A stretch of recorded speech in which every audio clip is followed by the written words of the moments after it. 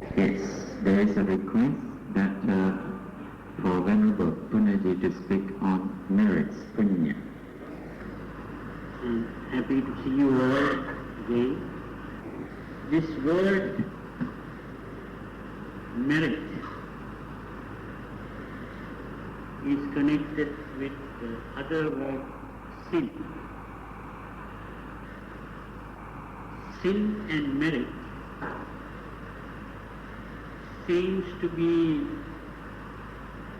not a really Buddhist word, not really a Buddhist concept. Yeah, that is a word used by Christians, sin and merit. Now, what it means is that whenever you do something good or bad, it is written down somewhere in a book or some place where God looks at it, and you will be punished or rewarded according to this sin or the merit that you have acquired. That is why it's not so much a Buddhist concept. In Buddhism we don't have the idea of punishment and reward. There is no judge or ruler of the world to punish or reward people. What we have is what is called karma. The idea of karma means that we are in control of our destiny. We are in control of our happiness or unhappiness.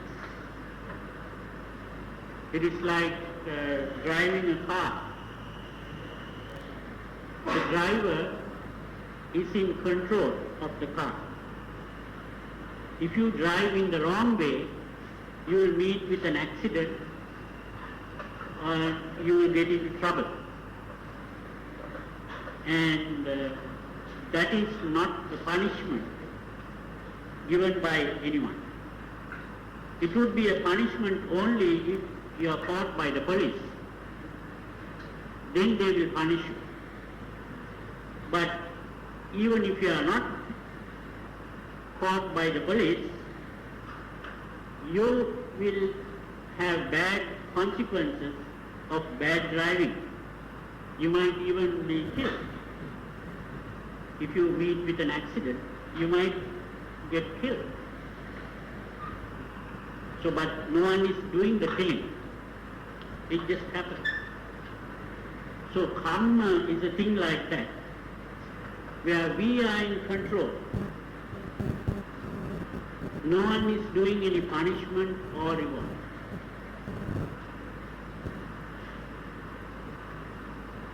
What we call normally when we sometimes Buddhists use this word sin and merit, but if they use that word, they have to give a different meaning to that word. That is to think in terms of karma. And bad karma simply means bad thoughts, impure thoughts. And good karma means good thoughts. That's the difference. If you have read the first verse in the Dhammapada, there Buddha says, Mano Pubbangama Dhamma, Mano Sitta, Manomaya. It is our thoughts that create our world, our circumstances. It is the thoughts that produce bad thoughts, produce bad circumstances, and good thoughts produce good circumstances. So if we are in control of our thoughts, then we can find happiness by cultivating good thoughts. And we can suffer the consequences of bad thoughts. Now, if we think bad thoughts, there is no rule that says you are going to suffer for that. Every bad thought you think, you will suffer, you will be punished. That is not Buddhism. You can be thinking bad thoughts, but one day, if you decide not to think bad thoughts, from today, I will be thinking only good thoughts. If you make a resolution like that, and then begin to think good thoughts, then, if you purify your mind well, then you will not have to suffer the consequences of this bad thought. That is what happened to Angulimal. You have heard of the story of Angulimal. He was a criminal.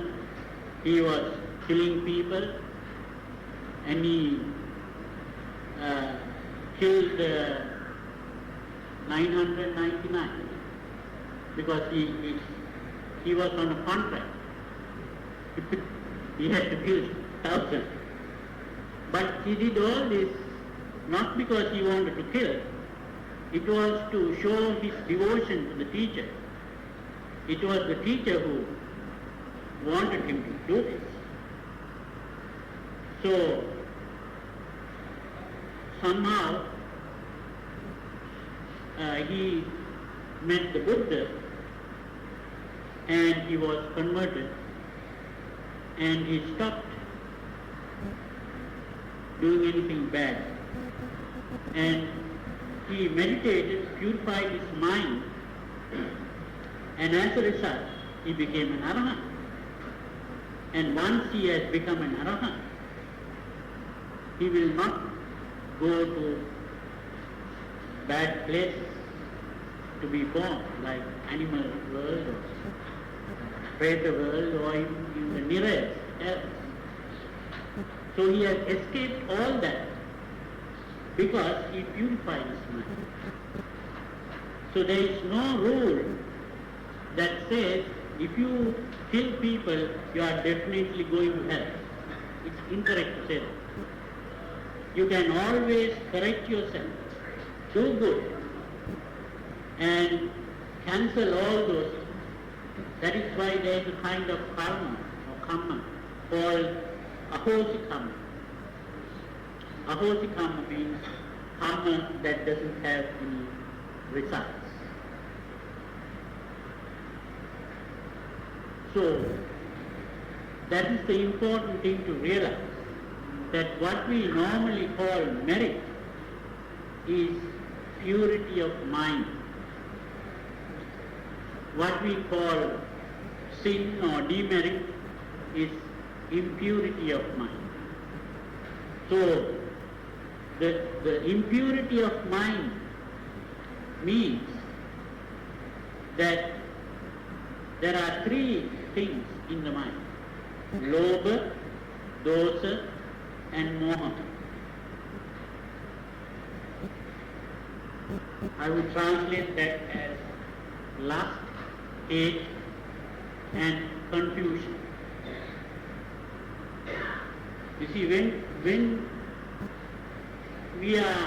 our mind is excited through passions or hatred, anger, we are not able to see the truth. We are not able to see what is right and wrong. And that is moha, the confusion of mind that is created by the emotions. When the emotions are excited, we can't think properly. We act irrationally. In other words, we are dominated by our emotions. That is the moha, which is something that modern psychologists have understood. they talk about. So, these emotions, when excited, that is sin or demon or akusala karma, which is producing unhappiness. It can produce bad circumstances and it can produce unhappiness. So when we think good thoughts, what it means is we are calming our mind. Our mind is not disturbed by these emotional excitements. So a good, pure state of mind is also a very calm and tranquil state of mind. So purity and tranquility go together. So when our mind is purified, it also calms us. And we are also happy, because the moment we are excited by passions or anger, we are not in a happy state of mind, we are unhappy. The moment our mind becomes impure, we are unhappy. And this unhappiness is what makes us act. We act in order to get rid of our unhappiness. When you are angry, you are unhappy and uncomfortable. And so, you speak bad words, or you go to fight or quarrel or try to kill, because you feel that if you do that, you will be happy. So when we express our emotions in our behavior, in our action, in our words, we are trying to find happiness, because we are unhappy. In the same way, when we have a great desire, our passions are aroused. At that moment we are unhappy. And why we act to obtain what we desire is because we think when we obtain what we desire, we'll be happy. This is why Sigmund Freud, the modern psychologist, he said, pleasure is the release of tension. See, when we are angry, we are tense and uncomfortable. So when we release this tension in our actions, then we become happy. If you are angry and you abuse a person, then you are happy. Oh, I told this person nice words, and you feel happy about it. Or you hit a person, I hate him, and so you are happy about it. So that release of tension is what is called pleasure. So you can derive pleasure not only from pleasant things, you can derive pleasure from unpleasant things.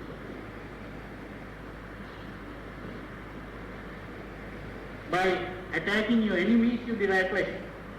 Or by obtaining what you desire, something pleasant, that also brings you pleasure because you release tension. So ultimately, what we call happiness is absence of tension. That is the important thing to understand. When our body is relaxed and our mind is calm, we are happy. Of course, there are people who want to first become tense and then release the tension to find happiness. That's why these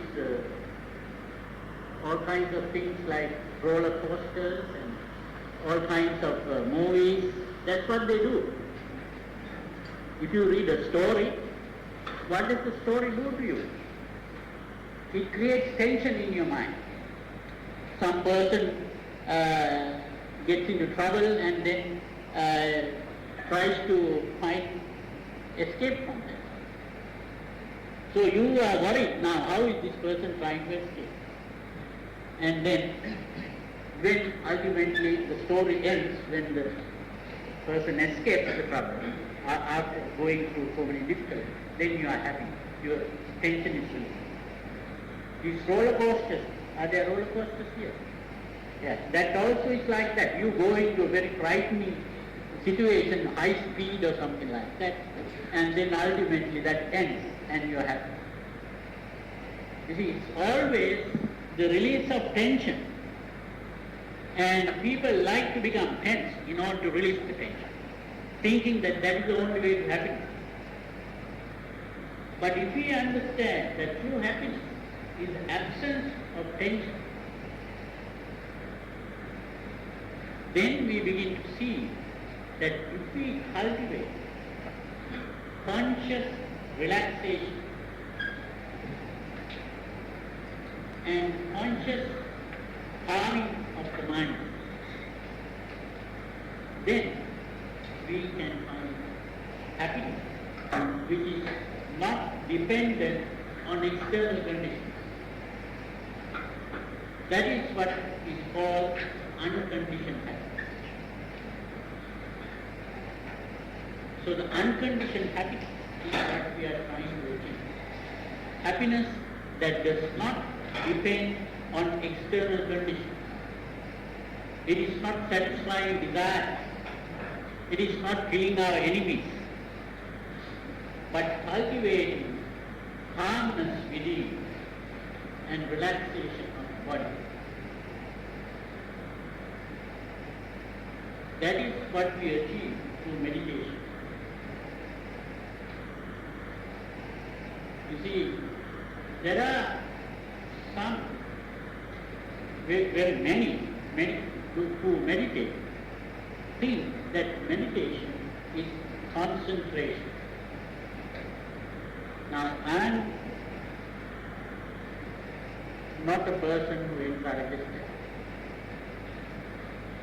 I think meditation is not concentration. Meditation is relaxing the body and calming the mind. And that is done by purifying the mind, not thinking these bad thoughts that excite the mind, and to think only good thoughts that calm the mind. I call it selective thinking. And in order to practice this selective thinking, you don't have to sit like a statue. Of course, we very often see the Buddha seated statue. But you don't have to become a statue. This is why there are a lot of people who criticize Buddhism, saying that these Buddhists, they think the best thing is not to act and the best thing is to be like a statue. That means there is no action and there is no progress in the world. But that is not Buddhism. The Buddhism means relaxing the body and calming the mind. Now when you enter the jhana, there are 5 jhanangas, 5 aspects of that mental state called jhana. Vitakka, vichara, piti, sukha and ekaggata. Vitakka, vichara refers to thinking, the formation of consciousness. Now there are good vitakkas and bad vitakkas. But in this state of mind, there are only good vitakkas. Bad vitakkas are concepts that excite our emotions. Good vitakkas are concepts that calm the mind. So, when we have good vitakkas, then the mind calms and the body relaxes. Those good vitakkas have been described as nekhamma vitakka, avyapa vitakka, avihimsa vitakka. The bad vitakkas are kama vitakka, vyapara vitakka, vihimsa. You see, these are the bad thoughts and the good thoughts. So when we do this selective thinking, after some time, our mind calms down and the body relaxes. So when the body relaxes, we feel comfortable. Just like when you are after a bath, you feel comfortable because your body is relaxed. Now that is the comfort which is called sukha. And when the mind calms down, you feel happy. And that is what is called peace. Now the ekaggata is translated usually as one-pointedness of mind. I think that is the wrong translation. That is why people think this is concentration. It is not concentration. It is the stability of the mind not moving. The mind moves only when we are excited. When the mind is calmed down, it is not moving. It comes to rest, a state of resting of the mind. That is ekaggata. So, those are the 5 aspects of the state of mind for the first jhana. So you see that the first jhana is brought about by purifying the mind and not by concentrating. If you try to fix your mind on one object, you could do it by looking at a spot on the wall, or you can do it by concentrating on a candle flame, or you could even concentrate on your breathing, or the rising and falling of the abdomen, or the nostril. If you do that, you enter what is called hypnotic state. That is, today, modern psychologists call that the Braid's method of hypnosis. There was a person called Dr. Braid. He was the person who coined the word hypnosis. And his method of producing the hypnotic state was to get a person to concentrate on any object. Most of these meditators who concentrate, they enter the hypnotic state. And once they enter the hypnotic state, they begin to hallucinate. They might hallucinate thinking that the mind or the soul or whatever has come out of the body and it's going about, floating. There are so many meditators who speak like that. Or they might hallucinate and see the whole body dissolve. Or some people might see the body becoming rotten or something. All those are hallucinations. Or they might see a light. So these hallucinations, some people take seriously. They think they have progressed in meditation. And when you talk to them and explain that this is only hallucination, and that is because you have entered the hypnotic state, they refuse to believe that. Because once you have accepted an idea while you are in the hypnotic state, it becomes very firm. So that is why you should not be practicing.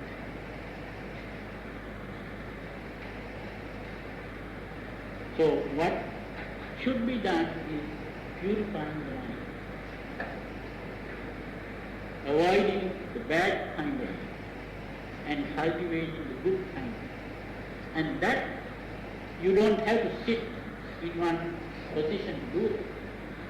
Actually, you should be doing it every moment in your life.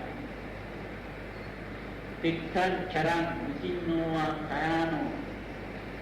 While you are standing, while you are walking, moving about, while you are sitting, while you are lying down. So many positions of the body. There is no one fixed position of the body to do that. Every moment in your life, you should be watching your thoughts and avoiding the bad kind of thoughts and practicing the good kind of thoughts. That is the way to purify. And that is the way to gain merit. We are talking about merit.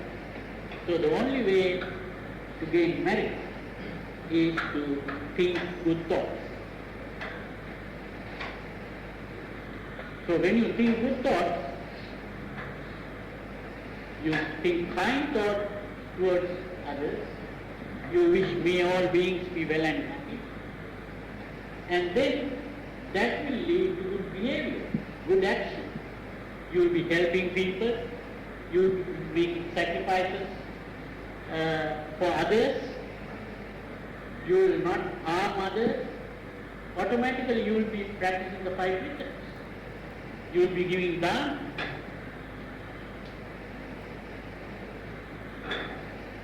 So that is how you earn merits.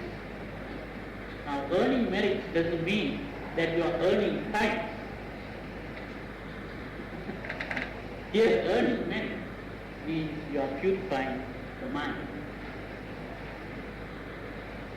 So I will stop here and let you.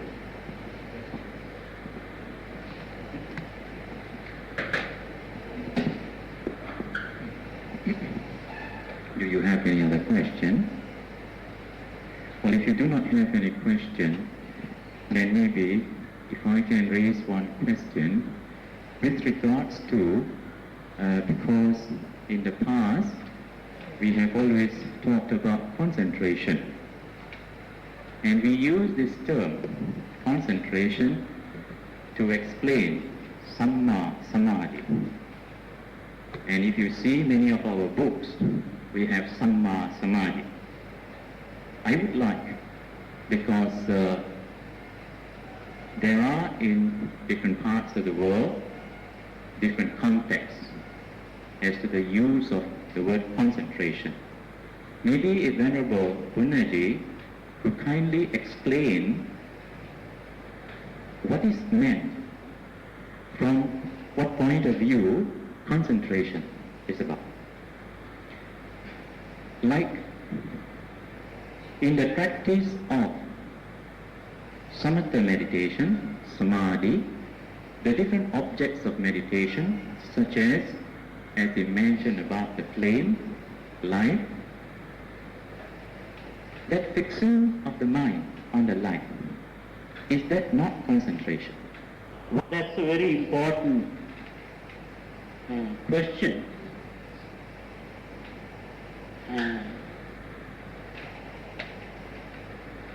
I have been trying to avoid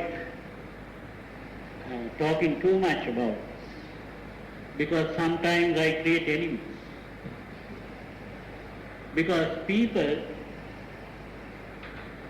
begin to accept whatever is written in books and they also begin to cling to traditions. You see, the first people who translated the Pali into English were the Englishmen. It was not done by the Sinhalese people or the Thai people or the Burmese people. So when these people translated into English, you can't just translate without understanding what is being said. So they all thought that samadhi must be a trance, and some people even translate it as trance. In other words, they are talking about the hypnotic state. So they thought samadhi was the hypnotic state. And what they thought was, by concentrating the mind on an object, people enter the hypnotic state. And they thought that was right meditation. That was the mistake done by the translators. So when the Sinhalese people or the Thai people or the Buddhists, when they studied English, they learned English from these English people. And they saw this written in books. They always thought samadhi means concentration. So whenever they talk about samadhi, they use the word concentration as the equal for samadhi.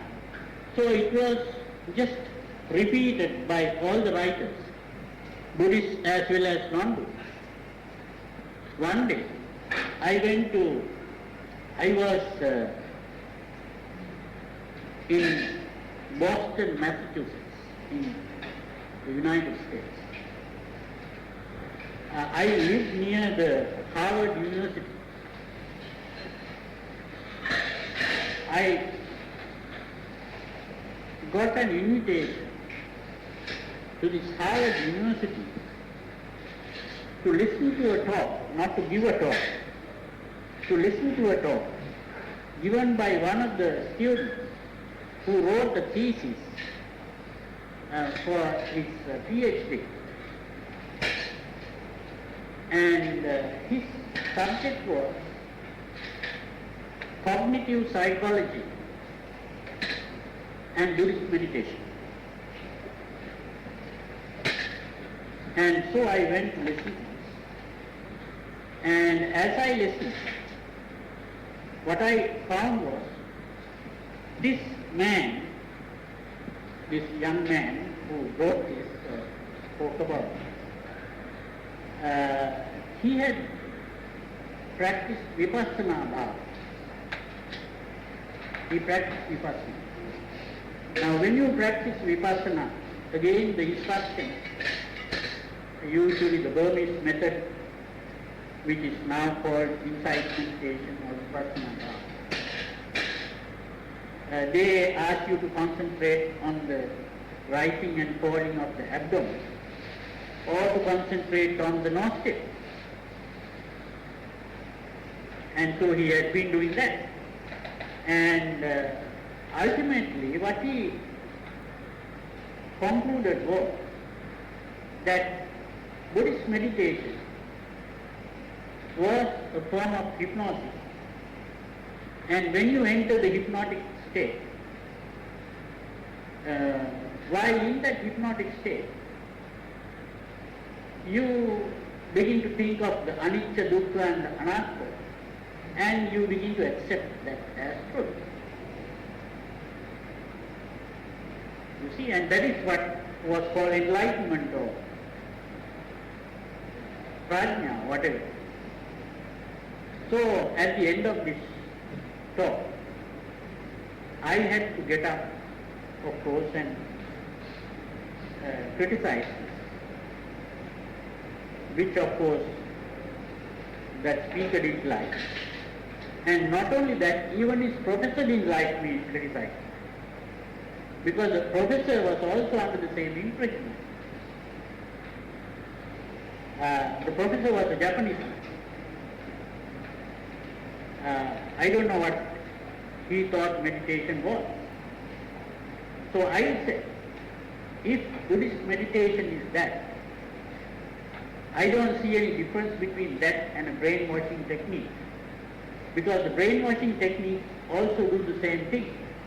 They produce the hypnotic state, and under hypnosis, they are made to accept a certain idea.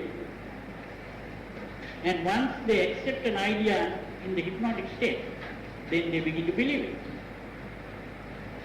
Even if that person doesn't believe it in his conscious state, his subconscious will accept it, and that will influence his behavior. So I said Buddhism is not that. Buddhism is not entering the hypnotic state and under the hypnotic state accepting a certain view or belief. I said it's a discovery. It is an experiment to discover the workings of your mind. And it is only when you have seen your experience, you see what is going on within you, then you begin to understand things as they are, whatever you might call it. So this is why I never translate samadhi as concentration. I think that's the wrong translation. The word samadhi is means calm. Samatha means calm. You see, samadhi is the state of calm, and it is better translated as mental composure, or even I use the word equilibrium, the state of equilibrium. So I hope this is just to clarify the term use. So now we know that what to use the word composure, mental composure. The other thing is that maybe we would like to clarify again when Venerable pointed out the practice of, say, watching the breath at one point, or even watching flame, and does this always lead only to hypnotic states of mind, hallucinations, or what is the place of the practice of anapanasati? How does Venerable explain this? well, I'm getting into trouble. Yeah.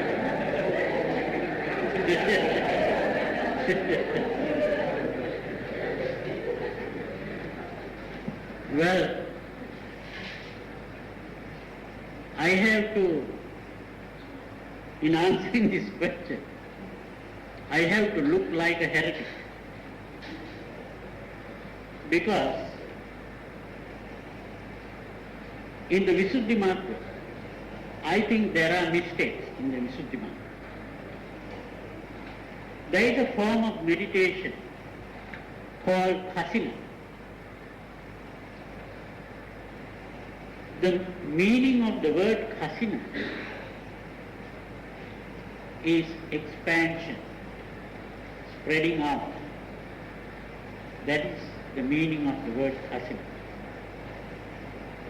But in the Visuddhimagga, maybe because of people who practiced meditation those days, they were practicing hypnosis, because they made the thing called a kasina mandala, which is a circle drawn either on the wall or on a piece of cloth, and that could be, circle could be maybe blue color or red color or something like that, or they could make it out of soil, mud, and they call it earth cousin. Or they can make this circle, they can have a hole in a cart or something and feed through it into a plane or into water, and they could call it fire cousin or something like that, or water cousin. Now, I think that is incorrect meditation. The word cousin has been used by the Buddha in the sutras, and if you examine those sutras, the Buddha never talks about drawing circles or concentrating on spots. How he explained was to think of water in all directions, in front, behind, on your sides, all around. It's very similar to the Metta Bhavana, where you spread your goodwill in all directions. In the same way, you think of earth, the expanse of earth, this is the important, or the expanse of water, the expanse meditation. That is the meaning of Hasina meditation. Now, if you go to the beach and look at the ocean, the vast stretch of water, your mind calms down automatically. That expands perception. You can do it directly going and looking at the ocean, or you can create this in your mind. And that is cousin meditation, which calms the mind. That is not concentration. Now the other one is the Anapanasati. Normally, people always think that you should be concentrating on the breath. But if you read the sutra properly, the important thing is, the Buddha says,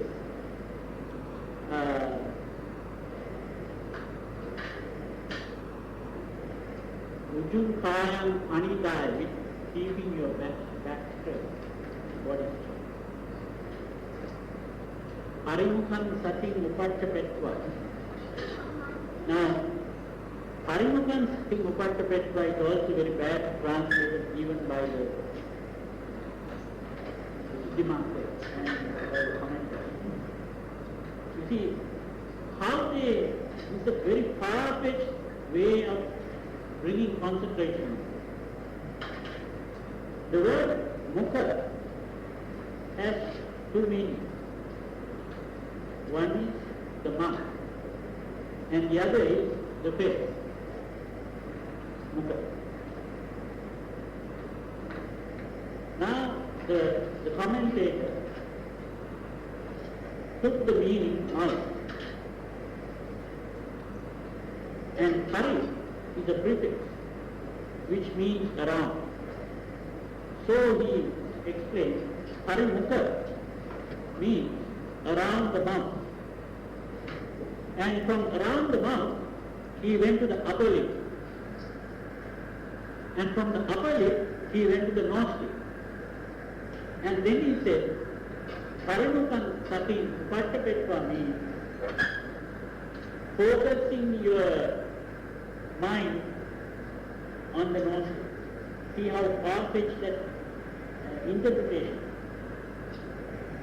But the word Parimukha is a word similar to a word like Abhimukha or Pramukha. You see, Abhimukha means in front of you. Pramukha means taking the first place. In front, if there is a line, the first person, the first place in the line is called the Pramukha. Now all this means, this is a use of this word mukha as face. Abhimukha is in front of you, means in front of your face. And Pramukha is also you are facing in first place. So here Paramukha has to be around the word Pari. In other words, what it means, Parimukha and Sati means when your attention is around you. Now, what is meant by attention being round?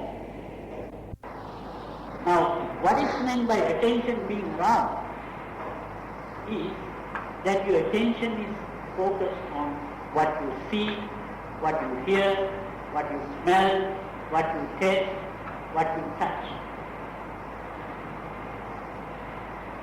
Now, instead of focusing your attention on what you see, hear, smell, taste, or touch, you bring your attention within. Parimukam sati upattapetva. The attention that has been focused outside must be brought within. That is what it is. So placing your attention within. Now when you place your attention within, what does that mean? When you place your attention within, first thing that can happen is to focus your attention on your body. That is what is called kaya rasa sati. To focus your attention on the body. And when you focus your attention on the body, where does the attention go? Automatically it goes to your sensation. Because you are looking at your body from inside, not from outside. So when you are looking at your body from inside, it goes to the sensation. And from sensation, it goes to your emotions and your thinking, concept. So in other words, you are looking within and seeing what is going on inside, instead of outside. So focusing your attention within, sato asasati, sato as. With the attention focused within, you breathe in. With attention focused within, you breathe out. And when you do that, you are aware that it is a long breath, or you are aware that it is a short breath. Digam va santo, digam asana. Rasam va santo, rasam asana. You are aware that this is the long breath, or you are aware that it is a short breath. It is most important. Sabba kaya patisamvedi asasitami. You are experiencing the whole body. Now again the commentators use the breath body, again to make it focus on the brain, concentration. That is not what it is. It is just being aware of the whole body from inside. This is the important thing. Patisamvedi. What is patisamvedi? Samvedi means sensation. You are aware of how it feels in your whole body. Because when you are tense, you feel the tensions in your body. When you are relaxed, you feel the comfortable feeling of relaxation. You see, sabba kaya patisamvedi. You are aware of this. You are not just aware of the whole body. You are feeling the whole body. Then the next one is Pasambhayan kaya sankaram asutami. Pasadhi. Pasambhayan means relaxing the body. Pasadhi means relaxation. Relaxing the whole body, I breathe in. Relaxing the whole body, I breathe out. This is what words mean. It has nothing to do with concentration. It It's a mistake that people have been making by making this an exercise in concentration. And then what happens? When you continue that, Sukha Patisamvedi Asisami, Sukha Patisamvedi Pasisami, experiencing the feeling of comfort, I breathe in. Experiencing the feeling of comfort, I breathe in. Piti Patisamvedi Asisami, Piti Patisamvedi Pasisami, experiencing the feeling of joy, happiness, I breathe in. Experiencing the feeling of joy. Now you have entered the jhana. You are experiencing piti, sukha, and ekatva. It is very important to understand the words of the Buddha. When you have understood the words, then you see it completely differently. I have been experimenting on meditation for almost the whole of my life. I made this mistake at the beginning. I was practicing concentration. And I gradually began to realize that that is not correct. I also experimented with things outside Buddhism. I experimented with relaxation techniques that modern psychologists talk about. And then I began to realize, when I practice these relaxation techniques, I begin to experience things that are described by the Buddha when he describes the samadhi, the jhana. But when I practice concentration, I don't experience those things. There's something wrong with it. So I dropped the commentaries and the Visuddhi Mantra, and I started practicing in this way. And then I began to realize that this is the real path. And when you do that, you begin to get a lot of benefits. Because when you begin to relax and calm down, you are happy all the time. You have more self-control. You can think more clearly. All those benefits you get. But by entering the hypnotic state, you don't get those benefits. You can only hallucinate and imagine that you have become Sotapannas or three winners or something like that. I hope. No, it's a good opportunity. It's a very good opportunity that we have to seek clarification and from a venerable monk who has practiced in the different ways, different methods. And I like to bring up again because questions are coming to me also. So I find it difficult to answer because I have not been reading many books lately. So I would like to pose this one question again, perhaps on behalf of all, Vipassana practitioners. The Venerable mentioned about the practice of Vipassana, Burmese matter. I'm asking this question because I've read the book from Venerable Mahasi Sayadaw, and then he says that this is not Burmese matter because he mentions, and there are quotes, references to various suttas in the teachings of the Buddha. And of course, I also find that the strength is on the commentaries and sub-commentaries. Now I would like to find out from Venerable about the practice of the direct Vipassana, because there is also that whether jhanas are necessary for the practice of development of the mind, for purification of the mind. Mahasi Sayadaw is quoting, it's not the sutras. He may quote sutras sometimes to support some ideas, but he can't quote the sutras to support all his ideas. What he could quote is the Visuddhi Mantra and some of the commentaries, but not the sutras.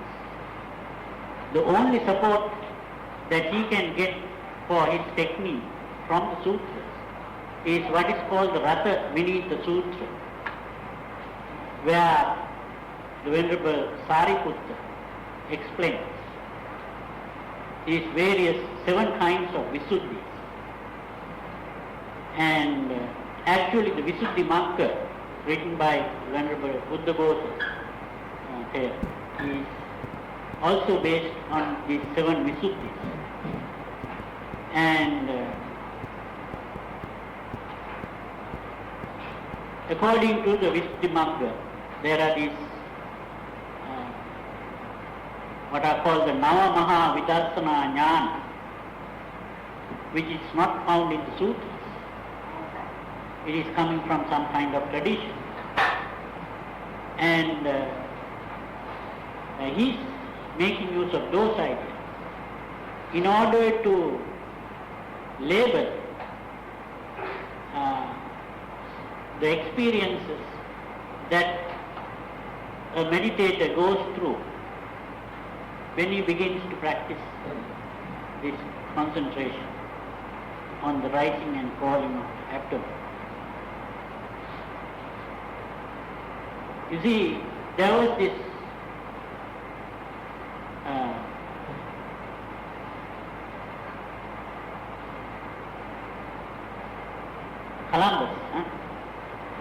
Columbus who discovered America. He thought he was going to India. So he came across a land and he thought he had reached India. And so he called the people Indians.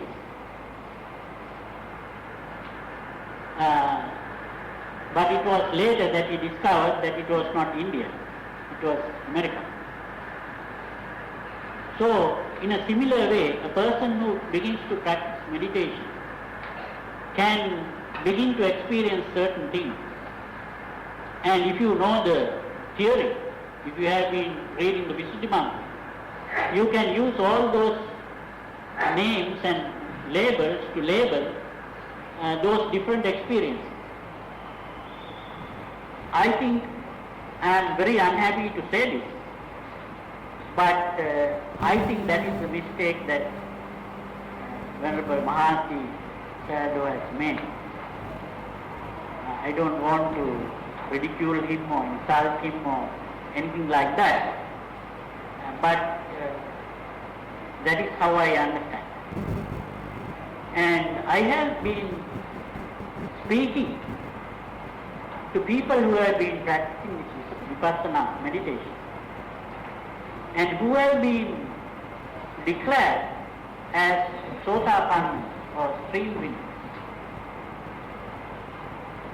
I met a person who was also declared as an Anagami, no, not Anagami, Sakadagami, once returned.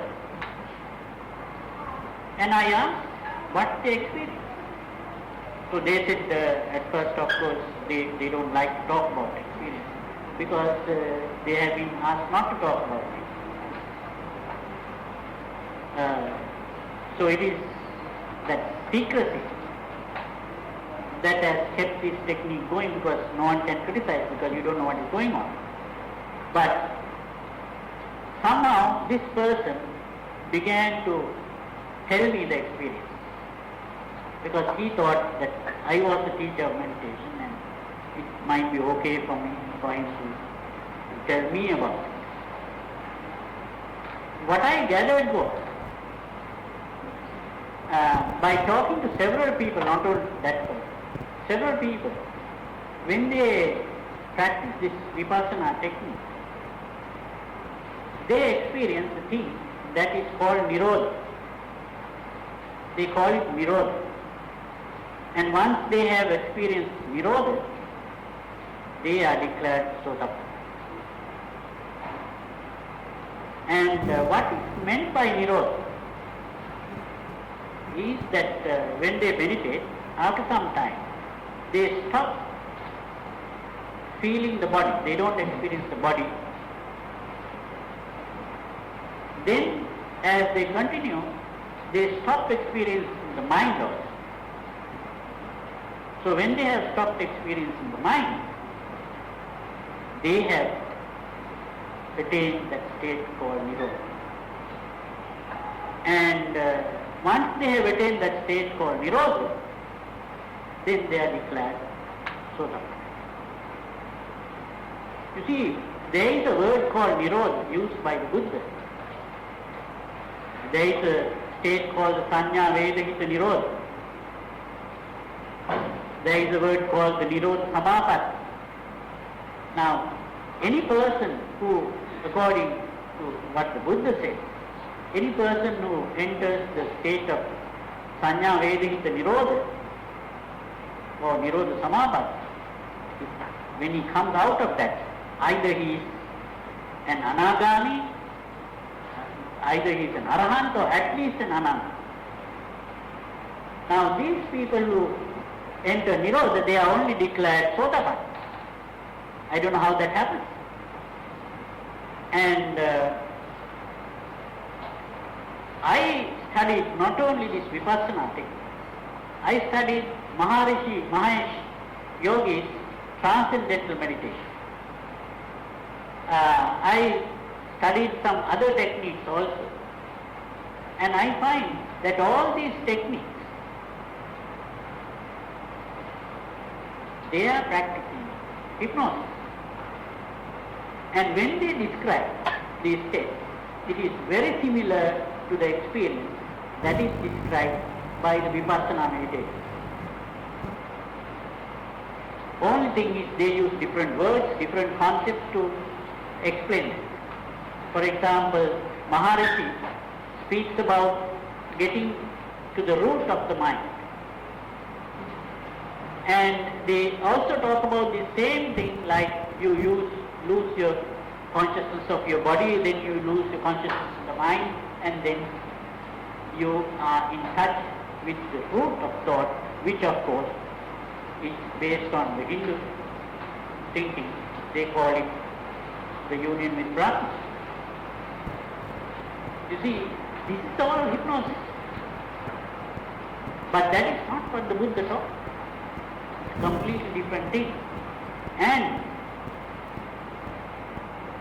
the Buddha's path is Sila, Samadhi and Panya. There is no place where the Buddha says you can skip over Sila, skip over Samadhi and go straight to Panya. But that is what the Vipassana meditators seem to be saying. They have found a shortcut. Skip over Sila, skip over Samadhi, go straight to Panya. So that is why I think it is not in accordance with the teaching of Buddha. For the benefit of those people behind, I'm just posing the question which our brother had asked the Venerable, that Venerable earlier on had mentioned about selective thinking. So he's asking whether the selective thoughts itself is not conditioning the mind, right? Isn't it a form of hypnotizing? First we have to understand what hypnosis means. Hypnosis is a state of mind which is a natural state of mind, which is midway between waking and sleeping. Psychologists call it the hypnagogic state. It's when you are falling asleep, everyone goes through that stage. From the waking state, you go into the hypnagogic state, and then you go into the full sleeping state. And it is in this hypnagogic state that people sometimes, even when they go to sleep, they hallucinate. Some people say they saw ghosts. That is because of that. Now, the hypnotic state can be produced by getting a person to concentrate. Now, hypnosis is not something that someone does to another person. That is not what hypnosis is. Hypnosis can be achieved by yourself without the help of another person. And what it only means is that you enter that state midway between waking and sleeping. And that state is a very suggestible state. What is meant by suggestible state is that any idea can be accepted in that state without resistance. That is the meaning. So,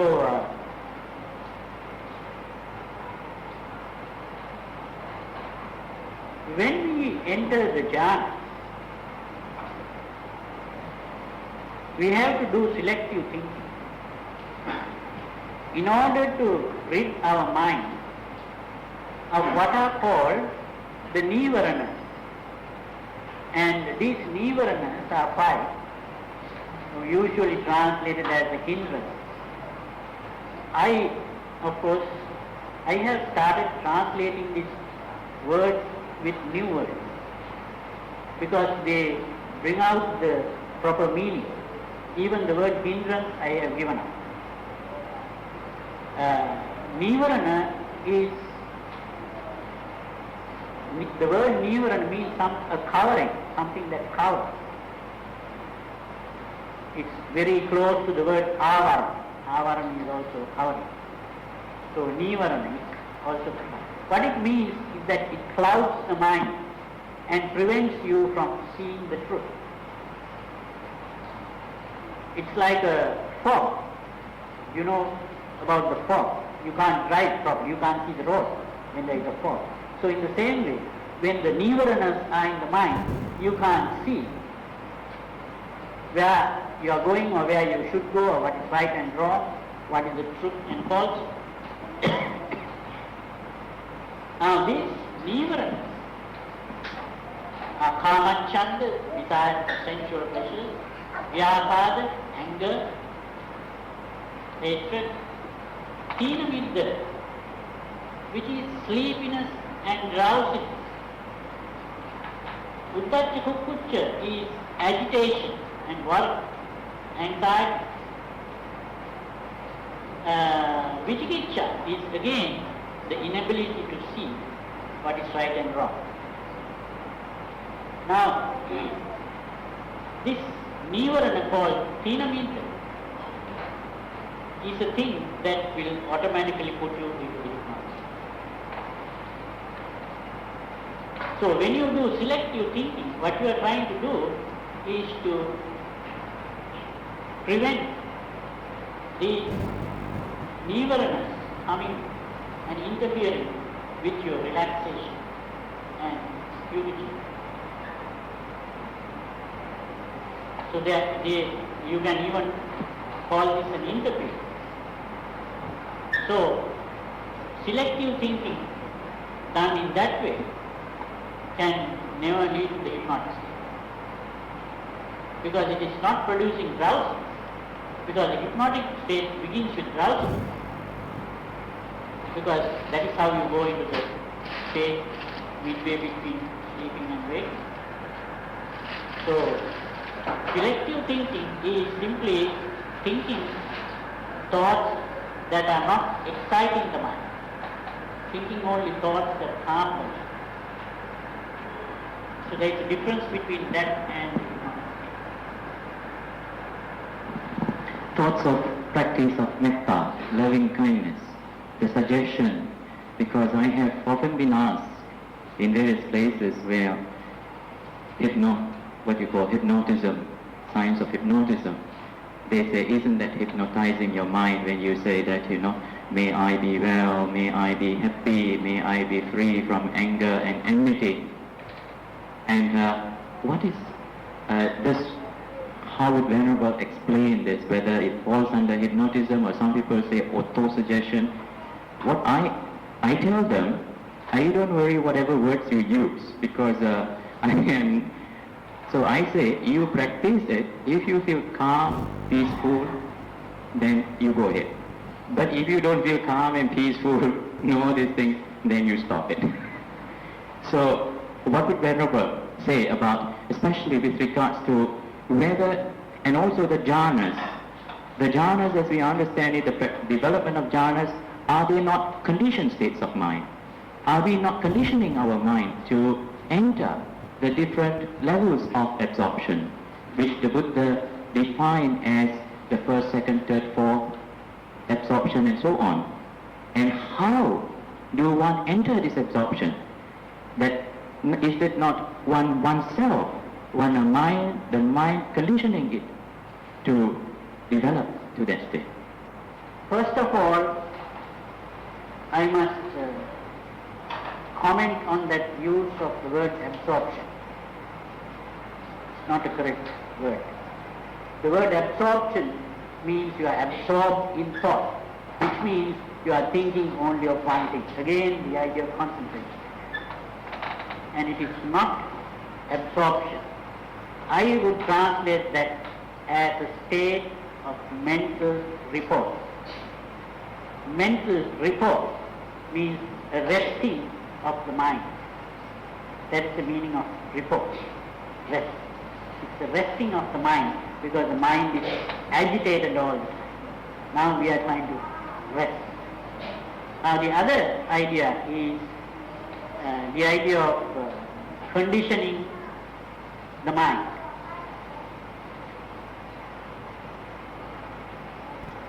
Again, what we are trying to do is to decondition the mind. We are not trying to condition the mind because the mind is already conditioned. We have to understand this word condition. It's very important to understand that word. Because people normally, they don't know the proper meanings of these words. And they use these words very loosely. And as a result, they are only creating more and more confusion. You see, the word conditioning was used by a Russian psychologist called Pavlov. He conditioned the dog to salivate. Have you heard of that? So whenever the dog sees food, the dog begins to salivate, and he could collect the saliva, could use some kind of apparatus to collect the saliva, and could measure how much saliva has been collected. And every time the food is shown, he used to ring a bell. And when the bell is rung, of course then the food is given. So after some time, what he did was, instead of showing the food, he just rang the bell, and he found that the same amount of saliva was secreted. Now that is called condition. So in a similar way, our mind begins to become conditioned. So our mind is conditioned not by experiments like Pavlov's experiment, but these things automatically happen.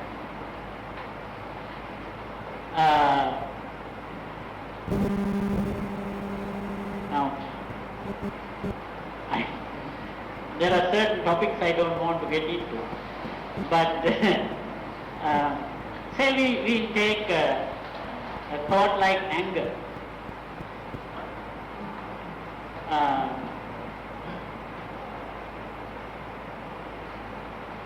Sometimes you find when you see some people, either you like them or you hate them. You have never associated with that person before, never seen that person before. But the first look, you begin to hate that person or like that person. Now some people think this is intuition, but that is not what is happening. Because you have had some experience before with a similar looking person. And now, whenever you see that same type of face, you think all those past memories come into your mind. And you are hating that person or liking that person. because you hated or liked a person before. People, when they fall in love, is also like that. Sometimes a man falls in love with a girl who looks very much like the mother. Or the girl falls in love with a man who looks very much like the father. These are very similar things. Or if the girl had a brother who was ill-treating her, whenever she sees a man who looks like a brother, then again this girl will begin to hate that person. So if things like that happen, this is conditioned. You see, we are to a great extent conditioned. This is what Sigmund Freud discovered. He, of course, didn't call it conditioning. He used some other word. He called it association of ideas. And he used words like unconscious and repression and various kinds of words that he used. But he was actually talking about the same thing, and that we are conditioned. So what Freud discovered was that our whole behavior as adults is conditioned in childhood. We are just automatically reacting to people, things, circumstances by habit. We have acquired habits of reaction, which we have acquired in childhood, in our ignorance. We begin to interpret situations in the present in terms of our experiences in the past, in childhood. What the Buddha discovered was even something more than that we are conditioned not only by things that happened in childhood, but also by things that happened in our previous life. So these conditions are working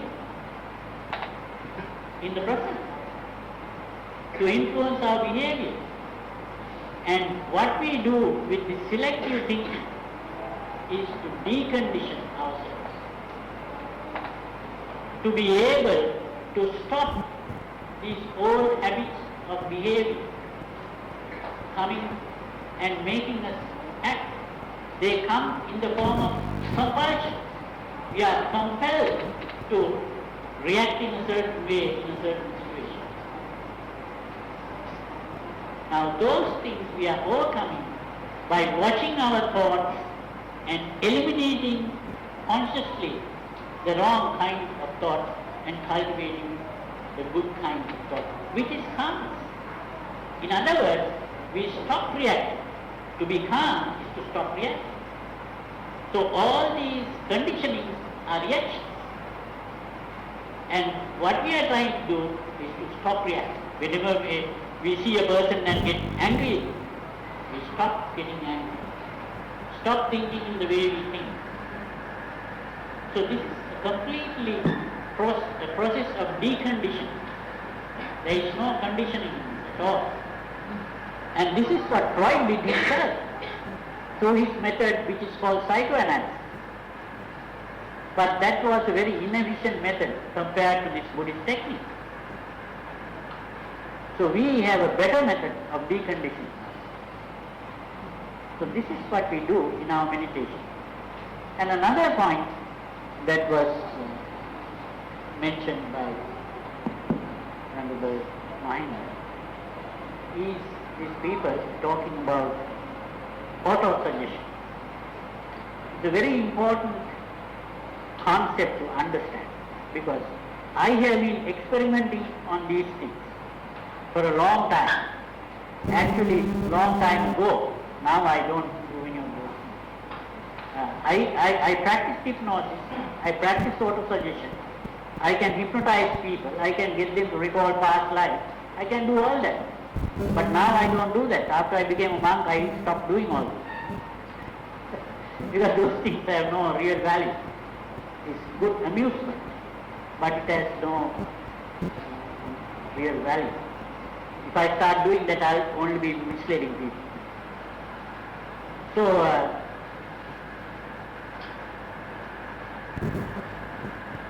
the word suggestion is very important.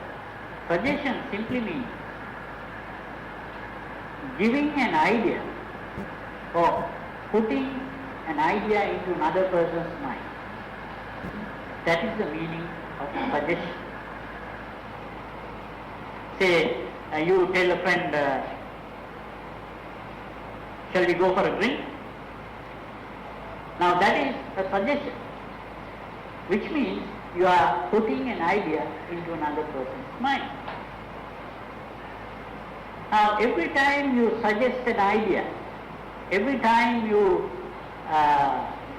put an idea into another person's mind, that person is not ready to accept it. Now if you tell a person, shall we go and drink? That person might say, no, I don't drink. Some people started using a method of getting people to accept suggestions. Now how this suggestion is a very useful thing. You have heard of miraculous cures, that you can cure diseases by praying or using some kind of black magic or white magic,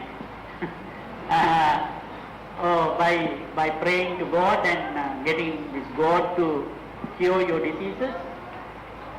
All that is working through suggestion. Now I have done this. I have cured disease. I have cured cancer. Some person I cured cancer. So suggestion is not a bad thing. Even the Buddha did it. If you are having a headache, and I tell you, okay, your headache is cured, it is gone. And if you accept that, actually the headache will disappear. But if you don't accept it, it will not disappear. What happens is normally, if I tell, oh, your headache is gone now, immediately another thought comes into your mind. How can that happen? By just saying, he said, just the headache is gone, how can this headache go? So an opposing thought comes into your mind. And because the opposing thought came into the mind, that suggestion was not accepted. And because the suggestion was not accepted, the disease was not cured. Metta is not auto-suggestion. Now, it can be turned into auto-suggestion. Now, if you say, may I be well and happy, may all my diseases be cured and all that, instead of saying may, you must say, I am cured. All my diseases are going away. That is how it turns into auto-suggestion. It's not a wish. But here this metta is a wish. And the wish is you are producing kind thoughts. That is the purpose of metta. To produce kind thoughts towards yourself. May I be well and happy. May all beings be well and happy. You are only cultivating kindness in your mind. That is a different thing from this auto-suggestion.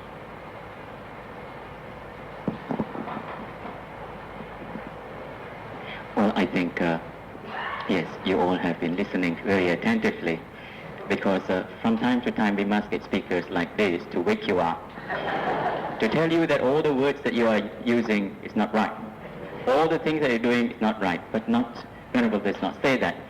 But because normally I do not ask so many questions, but tonight I have been quite inquisitive, because I personally feel that it is important when we are using terms, especially when we are communicating the teachings of the Buddha, which is a very ancient. We're using Pali language, and as Venerable has mentioned, it has been first put into translation into English by some Christian missionaries, as well as using various Christian terms.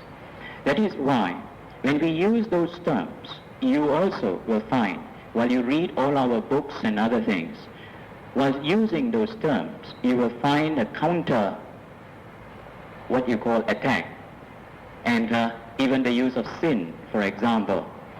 What is sin? From a Christian point of view, if you do not obey the law of God, that's a sin.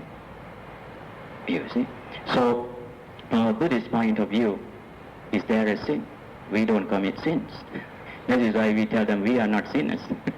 So, words are important insofar as it communicates, it gives you the right frame of an idea.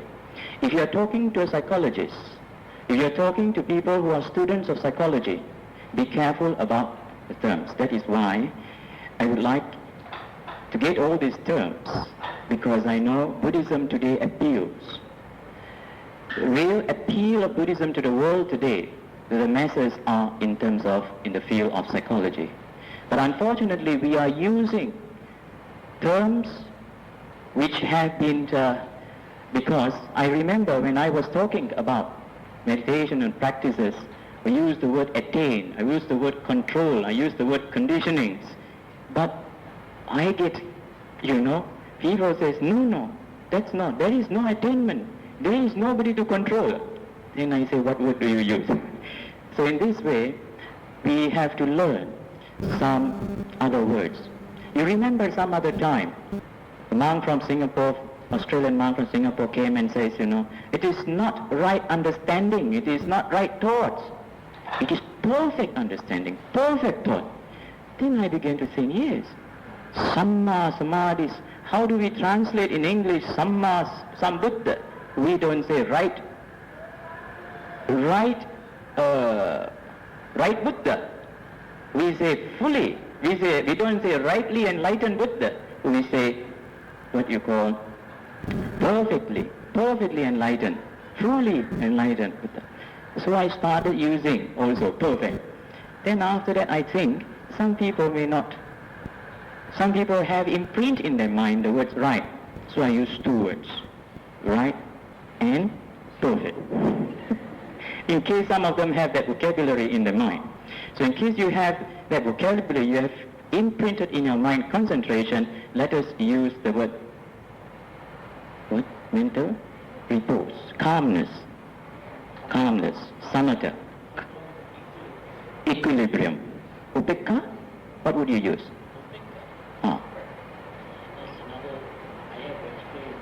Okay. We will really look forward to the book that Venerable will be writing with the new, what you call, terms, because it will be useful. It will be useful, especially when we are communicating. However, words are words.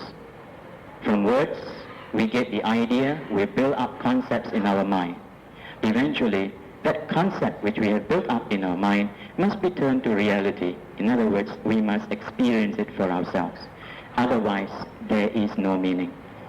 I think you had a very heavy dosage. Don't know whether you can digest. However, I noticed that you were hypnotized by Venerable Punnagin and mesmerized and magnetized and baptized also. Mina punya kammena upajjaya gunuttara acari upakaraca mata pita priyamamam Suryo Chandi Maharaja Gunavanta Narapicha Brahma Maharaja Indacha Lokapalacha Devata Yamo Mitta Manusacha Majjata Verikapicha Sabbe satta sukhi hantu punyani pakatani vi sukhanchati vidandentu kippan papeta omatang imina punya kamme විනා උද්ධිරේනච කිප්පාං සුලභේචේව තන්නෝපාදාන චේතනං ये සංඝානීනා